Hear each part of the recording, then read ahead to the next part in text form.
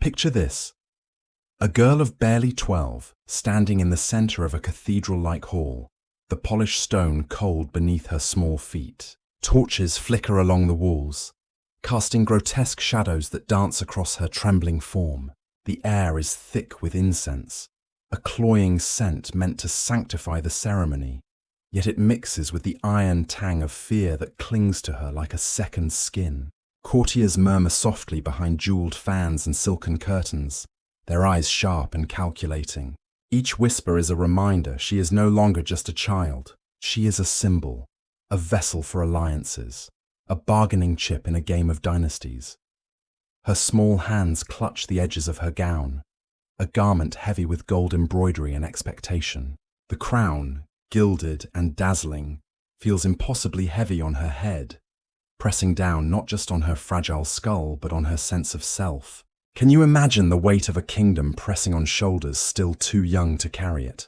Her heart hammers, and yet, beneath the fear, a strange clarity flickers. She notices the way the candles sway, the subtle shift of the courtier's glances, the distant echo of a door closing, small details that will, one day, become her survival tools.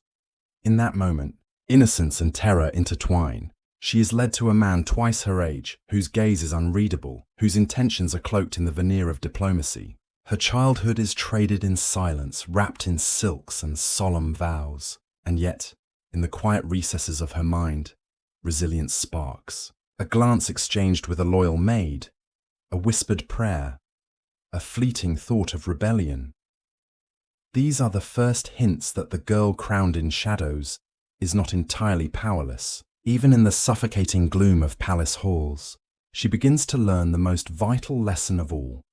Survival requires observation, patience, and a courage no one else yet recognizes. If you're new here, don't forget to subscribe and tell us where you're watching from, because stories like this deserve witnesses.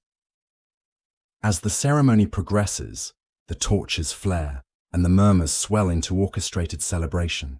The girl straightens her spine. Her eyes, wide and untrained, flicker with the faintest glimmer of understanding. The world she has entered is merciless, but within it lies the possibility of command. And so begins the story of a child stolen by duty, yet destined to navigate the treacherous currents of power, with a mind sharper than the daggers that line the palace corridors. She was born not into a home, but into a battleground disguised as a palace. From the very first cry, she inherited a kingdom's anxieties, a lineage riddled with fractured alliances and whispered betrayals. The halls that should have nurtured her childhood instead echoed with the measured steps of courtiers and the sharp, hushed counsel of tutors. They taught her to read scrolls of law, to memorize genealogies, and to understand the subtleties of diplomacy. But every lesson carried a shadow. Threats disguised as instruction. A simple misstep could become a dagger in disguise, and even loyalty was transactional. Court intrigue was her lullaby. The distant sound of quills scratching parchment mingled with whispers of plots and rumors, drifting into her crib like a haunting song. Family rivalries, both open and subtle, shaped every moment of her young life. She watched cousins vanish under mysterious circumstances, saw uncles rise and fall with alarming suddenness. Threats from neighboring realms were never distant. Emissaries arrived with smiles that masked hidden agendas. From infancy, she understood a harsh truth. Innocence was a liability. Power demanded cunning, foresight, and a capacity to mask fear, even when your body could not yet comprehend the danger around you. Yet, even in this relentless environment, the child absorbed the subtle mechanics of survival.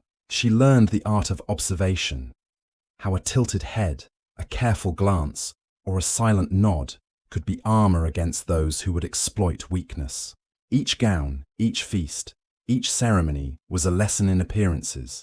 Beauty and etiquette were shields, masking the brutality of the world she had inherited. And so the forgotten child grew quietly, absorbing knowledge, fear, and strategy in equal measure, preparing unknowingly for the trials that would soon define her life. At 12, she was led into the marriage chamber, a room fragrant with incense but thick with expectation. The doors closed behind her with a finality that echoed like a death knell. Here, the girl who had played with dolls and embroidered ribbons became a vessel for political ambition. Her body, still unformed, was suddenly measured against the demands of succession. Her womb a battlefield for a dynasty that cared little for her innocence. Nights once filled with quiet dreams of childhood laughter were replaced by trembling in silk sheets, whispered instructions, and the cold observation of court officials documenting her every action. Betrayal was everywhere. Advisors scheming, relatives calculating. The man she was married to both a stranger and a symbol of authority. Her mind, though young, became a storm of confusion, fear, and nascent defiance. Even as she endured the relentless manipulation of adults around her, a quiet strength began to emerge. She noticed the courtiers' hypocrisies, catalogued their tendencies, and silently vowed that the power they wielded over her would one day be turned into her own. Despite the suffocating weight of her new reality, small sparks of agency flickered. A whispered question to a trusted servant, a subtle refusal to comply with some minor expectation, or a fleeting thought of escape became the seedlings of a mind that would, in time, command kings and courtiers alike. It was here, amid shadows of manipulation and betrayal, that the girl first glimpsed the possibility that she might survive, and even shape, the merciless world she had been thrust into. By the age of 13, her body bore a new, terrifying responsibility. She carried life within her. The castle walls, once filled with ceremonial music and laughter, now echoed with whispers of impatience and ambition. Midwives arrived with efficient, weary hands, their eyes devoid of sympathy. Doctors, clinical and cold, examined her with a detached precision that emphasized the transactional nature of her existence. Every movement, every look, every small gesture was scrutinized for signs of weakness or failure. She quickly learned that in these halls, even pain was a currency to be measured and manipulated. Nausea, exhaustion, and relentless physical strain became her constant companions. Can you imagine the terror of adolescence spent under such ceaseless pressure, where your body is no longer your own, and your every heartbeat is evaluated against the expectations of a kingdom? There were no consoling voices, only the distant echo of advisors calculating alliances, queens demanding heirs, and courtiers plotting behind closed doors. Her identity, fragile and young, began to reshape itself. Observation became her armor. Strategy became her shield. Yet in this crucible of suffering, she began to emerge as a strategist hidden behind a child's frame. She noticed subtle alliances forming, the power of a glance, the loyalty of a quiet aid. Her mind, sharpened by trauma and necessity, learned to navigate the treacherous terrain of court politics. Every whispered insult, every veiled threat, every act of manipulation was a lesson in survival, molding her into a figure who would one day command the very dynasty that sought to confine her. In the shadows of pain and expectation, the seeds of power were taking root, unseen yet inexorably shaping the future queen, who refused to remain merely a pawn. Somewhere in the quiet years that followed endless ceremonies, sleepless nights, and whispered betrayals, a subtle transformation began. The girl who had trembled beneath gilded ceilings and heavy crowns was no longer merely a child pawn. She moved through the palace corridors with calculated grace, a quiet presence that carried the weight of observation and understanding. Courtiers who once whispered about her frailty now paused, uncertain of what she saw, of what she knew. Rivals who had assumed her compliance discovered, to their surprise, that she was neither naive nor helpless. Every smile, every polite nod, every measured word became a deliberate tool. Where once her tears had been unnoticed or dismissed, now her silence commanded attention. She began to see the palace itself as a chessboard. Each actor, from anxious advisors to ambitious nobles, represented a piece to be moved, assessed, or neutralized. Betrayal, once a constant shadow that haunted her sleep, became a lens through which she learned to read intentions, anticipate plots, and turn cunning against those who sought to manipulate her. Her childhood trauma, the stolen innocence, and the relentless pressure of expectations, all of it had honed her mind into an instrument of precision. Pain had become strategy. Suffering had become foresight. She learned to cloak ambition in humility, to hide determination behind soft smiles, and to measure every reaction, every gesture, every word. Even a glance could communicate power. Courtiers who thought her fragile were blindsided by her intelligence, by her capacity to turn manipulation into authority. This period was not marked by dramatic battles or public triumphs, but by subtle victories, each reinforcing her understanding of influence and control.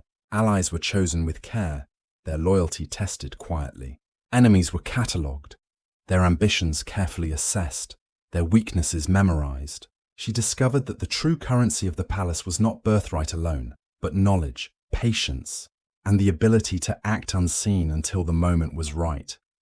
By the end of these years, the girl who had been married at 12, who had endured the weight of expectation and trauma, had begun to reshape the kingdom around her. The power that once seemed distant and unattainable now shimmered within reach.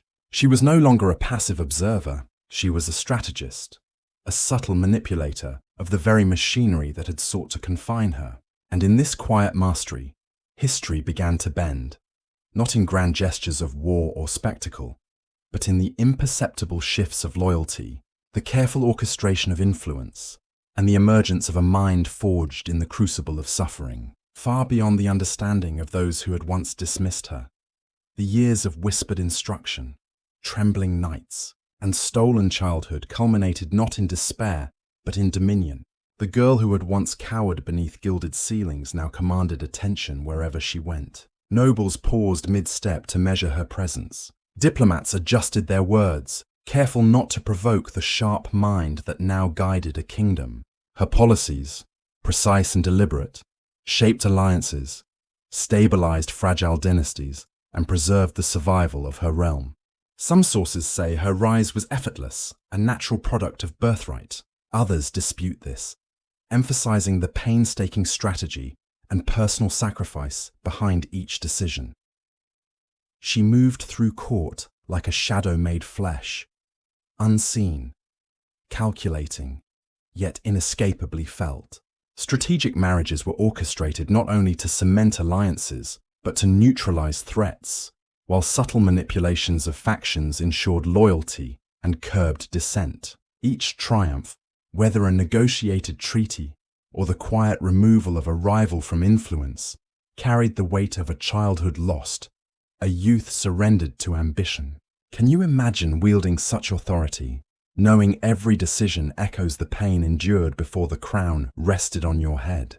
The victories were many, yet each bore the imprint of silent suffering. Behind the grandeur of coronations and celebrations lay the hidden cost. Years spent as a pawn, nights filled with terror, and the unending burden of expectation. She had transformed trauma into strategy, fear into foresight, and sorrow into resilience. The girl who had once trembled beneath a crown was now its master, her intellect and cunning securing not only her dynasty, but also her place in history. Yet even in triumph the shadows lingered. Every policy, every decree bore the faint echo of nights spent in silence, learning that power exacts a price no child should ever pay. Her story reminds us that greatness often emerges from suffering, and that dominion is inseparable from the sacrifices that forge it. History may remember the victories, the marriages, and the clever diplomacy, but few pause to consider the hidden toll of a childhood stolen, and the quiet resolve that shaped a girl into a queen feared, respected, and forever etched into the annals of England. Even as scholars praise her intellect and poets marvel at her strategy, the ghosts of her youth linger in the stone corridors and shadowed chambers of her palace. Each echo, each quiet corner, bears witness to the sacrifices demanded by ambition and duty. Can we reconcile the power she wielded with the innocence she lost? The girl who once wept in silence became a ruler who altered the course of history, yet she never escaped the shadows of her own making. Her legacy is complex, a mixture of awe, sorrow, and empathy. The brilliance that reshaped her kingdom emerged from suffering, calculation, and relentless observation. By tracing her journey, we glimpse not only the triumphs of a formidable ruler, but also the hidden cost of crowns, and the resilience required to survive an empire built on cruelty, expectation, and ambition. And so, history remembers not only the kings and emperors, but also the forgotten souls who suffered in their shadow. What do you think? Have we truly learned from their pain?